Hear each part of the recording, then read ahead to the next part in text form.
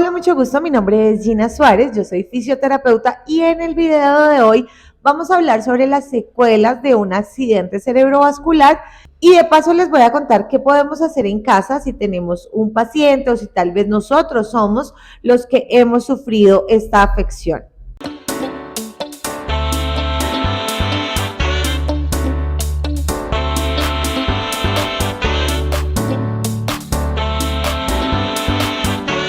Antes de este video subí un video informativo hablándoles sobre el accidente cerebrovascular, qué es el accidente cerebrovascular, cómo se da, cómo se podría prevenir. Si ustedes quieren esta información lo pueden encontrar en el video anterior y en este ya vamos a hablar de las secuelas que deja un accidente cerebrovascular y qué es lo que hacemos nosotros los fisioterapeutas en ese caso y tal vez qué se puede hacer en la casa. Es muy incómodo saber que mi familiar está pasando por unas secuelas de un accidente cerebrovascular y que yo no sé qué hacer y debo esperar que venga alguien a que me dé como una guía. Entonces, este video será como una guía de lo que se puede hacer. Generalmente las personas que sufren un accidente cerebrovascular, pues terminan hospitalizadas y de acuerdo a su gravedad, algunas personas terminan en UCI, puede que haya la necesidad de hacerle una intubación, por ende el paciente va a estar sedado y relajado, obviamente va a estar inconsciente. Esta fase no va a ser muy larga, depende obviamente de la gravedad pues del accidente cerebrovascular. Normalmente no dura mucho, pero mientras el paciente está en esa fase y tal vez tú estás preocupado, vas a la unidad y quieres no solamente verlo, sí puedes hacer algo por él, obviamente siempre con el permiso del profesional que está a cargo de la unidad de cuidados intensivos, pero sí puedes hacer algo que lo va a ayudar mucho y es hacerle movilizaciones pasivas. El cuerpo humano está diseñado para moverse, todo lo que compone nuestro cuerpo casi que tiene movimiento, entonces si la persona está sedada, está relajada, está intubada en una cama, pues por obvias razones no se va a poder mover de forma activa. Entonces si tú vas a visitarlo, de pronto vas a visitarlo una hora o una vez en la mañana y en la tarde, lo que puedes hacer es hacer movilizaciones pasivas, siempre con mucho cuidado, los dedos de los pies, los tobillos, moverle un poquito la rodilla, los dedos de las manos, moverle un poquito la muñeca, los codos, los hombros, tampoco lo vas a girar ni vas a hacer un movimiento brusco, pero sí eso le puede ser de mucha ayuda. Parece simple, pero ese movimiento va a ayudar demasiado. Y básicamente eso es lo que nosotros podríamos hacer si nuestro paciente está en una unidad de cuidados intensivos, está sedado, está inconsciente. Recuerden siempre, pues, pedir permiso de los profesionales, porque en algunos casos cuando un paciente está intubado, pues hay que inmovilizarlo, entonces de pronto ustedes lo encuentran con sus manitas inmovilizadas, no porque el personal sea malo, sino porque existe el riesgo de que el paciente se llegue a despertar y pues tiene un tubo en la boca, se lo quite o se haga daño, de pronto se mueva, entonces es probable que si el paciente está en una unidad de cuidados intensivos pueda que esté inmovilizado. Pero pues tú pides permiso, de pronto con la inmovilización le mueves los deditos de las manos, eso es lo que se puede hacer, no se puede hacer mucho, pero el tiempo que va a durar ahí pues tampoco es mucho, normalmente es un tiempo bastante corto. Ya luego nuestro paciente, después de salir de la UCI, si la necesitó, no todos la necesitan, hay pacientes que no, el paciente se va a ir a piso o a hospitalización. Allí ya el paciente para llegar a hospitalización pues tiene que estar despierto, tiene que estar consciente y en ese momento en el que el paciente se despierta es cuando empezamos a identificar cuáles son las secuelas que están quedando después del accidente. ¿Por qué? Porque mientras el paciente está sedado, pues simplemente de pronto con una tomografía se sabe el lugar, se podría predecir un poco lo que va a pasar, pero no es 100% seguro que pase eso. Entonces, solamente las secuelas se van a conocer cuando nuestro paciente haya despertado, que ya esté con sus ojitos abiertos. Ahí vamos a empezar a ver si hay secuelas a nivel cognitivo, entonces le hablamos, entiende, no entiende, podemos determinar si el paciente está orientado, si puede articular la palabra, si no la puede articular, si obedece órdenes, si tal vez las escucha pero no las entiende y por ende no las obedece, o tal vez no las puede obedecer. Entonces ahí es donde ya vamos a notar pues con qué vamos a empezar a trabajar. Como les expliqué en el anterior video, generalmente los pacientes después de un accidente cerebrovascular tienen secuelas a nivel motor o a nivel cognitivo. En cuanto a nivel motor, que es el área que como fisioterapeuta a mí me compete trabajar, y este video pues lo voy a hacer desde esta área, yo no voy a irrumpir en otras áreas, no les voy a decir farmacología porque eso es del área médica, no les voy a decir ejercicios que pueden hacer para el habla porque eso es de fonoaudiología. Tampoco les voy a hablar de ejercicios que pueden hacer para la concentración, para la ubicación, para la memoria, porque eso es de terapia ocupacional. Aquí vamos a hablar de la parte física y el movimiento corporal humano. Entonces, les explicaba que dentro de las secuelas motoras pueden haber hemiplejías o hemiparesias. Se puede ver afectado la mitad del cuerpo. Si yo tengo mi lesión en la parte izquierda de mi cerebro, las secuelas motoras se van a ver reflejadas en la parte derecha. Y si mi lesión es en la parte derecha, pues las secuelas se van a ver reflejadas en la parte izquierda. ¿Por qué? Porque hay fibras que decusan y eso hace que la información del lado izquierdo vaya al lado derecho y la información del lado derecho vaya al lado izquierdo. Por esta razón se puede predecir un poco lo que va a pasar. Entonces, si el paciente tuvo el accidente cerebrovascular de arteria cerebral media izquierda, pues se puede pensar que posiblemente las secuelas sean del lado derecho. Aparte, por las zonas que están en el lado izquierdo de la cabecita, pues también se podría pensar que de pronto hayan más secuelas a nivel cognitivo, más secuelas del aula. Entonces, íbamos en que ya mi paciente despertó, ya está en piso, ya estamos viendo las secuelas, y como la secuela más común es una hemiparesia o es una hemiplegia, entonces me voy a centrar un poquito en esto porque es lo que nos compete a nivel motor. Cuando existe una hemiparesia, una hemiplegia, lo primero que nosotros vamos a notar es que hay una etapa muy flácida. Entonces, si el accidente cerebrovascular fue del lado izquierdo, el lado derecho se pone muy flácido. Le decimos al paciente, apriete la mano derecha y la mano está flácida, está caída, está sin fuerza. La pierna también está bastante flácida, como que no tiene fuerza. Si ustedes tocan y comparan un brazo con el otro, pues el brazo afectado va a estar un poco más débil porque el tono muscular se ve afectado, entonces van a notar un brazo como suavecito, como blandito, y obviamente el paciente pues no va a poder responder al movimiento, o si lo hace, lo va a hacer con mucha dificultad. Si no puede responder para nada, hablamos de una hemiplegia, y si lo hace con mucha dificultad, estaríamos hablando de una hemiparesia. ¿Qué podemos hacer nosotros como familiares en ese caso en el que la persona no puede mover el miembro superior o el miembro inferior? Podemos ayudarle de forma pasiva a realizar el movimiento. Entonces, si él no puede mover los deditos, pues ayudémosle de forma pasiva a mover los deditos, siempre respetando los grados de movimiento de cada articulación.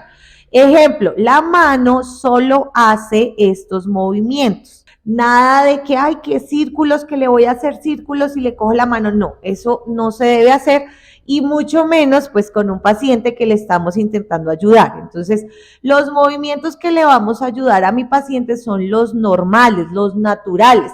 Le flexionamos los deditos, le estiramos los deditos, le abrimos los deditos, cerramos los deditos, con cuidado, a tolerancia. Hay pacientes que generan dolor en este movimiento, y si le genera dolor, pues es mejor que se detengan y ya que el fisioterapeuta pues decida si lo va a hacer o no lo va a hacer. Nosotros como familiares pues tenemos que ser muy atentos a las órdenes de los otros profesionales. Darle el medicamento que dice el doctor. No es que, ay, es que vino la vecina y me dijo que ese medicamento es malo. No. Si el doctor envió un medicamento, pues hay que dárselo porque hace parte de su tratamiento. Tener en cuenta las recomendaciones de todos los terapeutas y llevarlas a cabo, hacer un buen plan de manejo en casa. Los pacientes se recuperan mucho cuando los familiares y los pacientes se adhieren al tratamiento. ¿Qué quiere decir? Que hacen parte de lo que nosotros estamos haciendo, porque a veces, por más de que sea su cuerpo, esperan a que el fisio les haga todo y eso va a traer una recuperación mucho más lenta o cabe la posibilidad de que queden secuelas a largo plazo, porque uno trabaja un ratico, pero ustedes están todo el tiempo con la persona y este video también puede ser para las personas. Si eres tú el que sufriste un accidente cerebrovascular y notas esas secuelas, pues puedes hablarlo con un familiar para que te ayude a hacer esos movimientos pasivos. También es importante que aunque vean este video, si sus fisios le dicen, no lo vaya a mover, pues hágale caso al fisio que está atendiendo el paciente y no le digan, no, pero es que yo vi un video de la fisioterapeuta Gina y ella dice que hay que moverlo. Háganle caso y adhiéranse al tratamiento con su fisioterapeuta, aunque sería muy raro que algún fisio les diga que no lo muevan porque pues nosotros velamos siempre por el movimiento. Ya si él dice eso, pues tendrá una causa, tendrá una razón, de pronto una herida, bueno, no sé. Yo les estoy hablando de lo general. Entonces, le mueven los deditos, le mueven la mano, el codo se lo mueven. ¿Cuántas veces? Por ahí unas 10 vecesitas. El hombro sí da giros, entonces el hombro se lo pueden mover y es muy importante que muevan los hombros porque los hombros tienden a doler, se tienden a encapsular, se tienden como a pegar y cuando vamos a moverlos duelen. Entonces en esta etapa flácida es importante que ustedes velen porque mantenga al paciente los rangos de movimiento. En la pierna igual, le movemos los deditos de los pies, le movemos el tobillo que tampoco da giros, no le vayan a girar el tobillo, solo se lo mueven, la rodilla se la movemos, la cadera se la flexionamos un poquito, la cadera también da círculos, entonces le pueden abrir, mover y con la cadera pasa lo mismo que con el hombro. Si no se la movemos, cuando la vayamos a mover le puede generar dolor. Entonces, a moverle la cadera. Esto puede ser intrahospitalario o en casa, porque a veces a los pacientes le dan salida con estas secuelas. Los pacientes no tienen por qué estar en el hospital teniendo estas secuelas, porque si ya no está en riesgo su vida, pues ya se le da de alta y se puede ir a la casita. Otra cosa muy importante es hacerle cambios de posición. Estamos hablando de que posiblemente tenga una hemiplegia, o sea, el paciente no puede mover nada, está sin nada de movimiento activo, entonces de forma pasiva lo movemos y cambiamos de posición. Vamos a estar velando por cambiarlo de posición, de tenerlo sentado un rato, acostarlo un rato, de lado un rato, del otro lado otro, máximo cada 2 horas, porque si no lo cambiamos de posición, puede que al paciente se le hagan heridas en su piel y eso pues agravaría demasiado la situación. Por otro lado, está la posibilidad de que el paciente no tenga una hemiplegia, sino una hemiparesia, entonces que no esté sin nada de movimiento, sino que pueda mover un poquito. Si este es tu caso o el caso de tu familiar,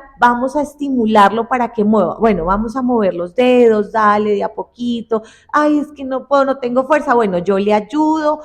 Vamos a intentar haz tú 3 y yo te hago las otras 7. La idea sería hacer unas 10, unas 20 veces por cada articulación, intentando mantener siempre los arcos de movimiento, que la mano no la tenga todo el día acá, sino que la estire, que los dedos no los tenga todo el tiempo cerrados, sino que los abra. Eso va a mejorar bastante la rehabilitación y el tiempo de la rehabilitación. Esta etapa flácida puede durar muy poquito o pueda que dure mucho. Pero después de la etapa flácida vamos a empezar con una etapa espástica. Entonces ya la mano no se siente suavecita, sino que se empieza a sentir dura y generalmente el miembro superior se va hacia la flexión. Entonces vamos a encontrar un paciente con los deditos bien cerrados, la mano bien flexionada, el codo flexionado y ya se empieza a ver un paciente con el brazo en esta posición y la pierna en extensión. Entonces la rodilla súper extendida, el pie casi que en punta. Esa es la tendencia y pues esta es la etapa que nos puede dejar más secuelas. Entonces, si hacemos un buen manejo de movilidad articular y mantenemos muy bien los rangos de movilidad, cuando empiece esta etapa va a ser un poquito más fácil trabajarla. Desafortunadamente, los procesos para que llegue el fisioterapeuta a la casa o para poder llevar al paciente a sus terapias físicas a veces son muy largos y cuando nos llegan a nosotros, pues ya el paciente está con el miembro superior y la pierna en espasticidad.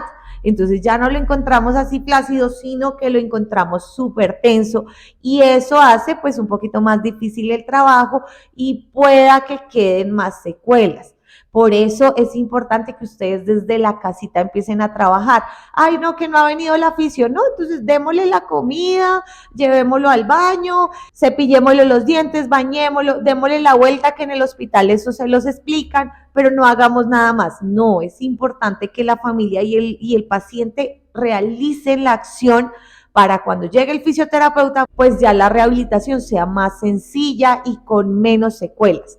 Entonces, resulta que empezó la fase espástica y todavía no ha llegado el fisioterapeuta, todavía no lo ha visto fisioterapia, no lo han podido llevar a las terapias y por eso están viendo este video. En esta etapa vamos a encontrar los músculos súper tensos. Entonces, ¿qué tenemos que hacer?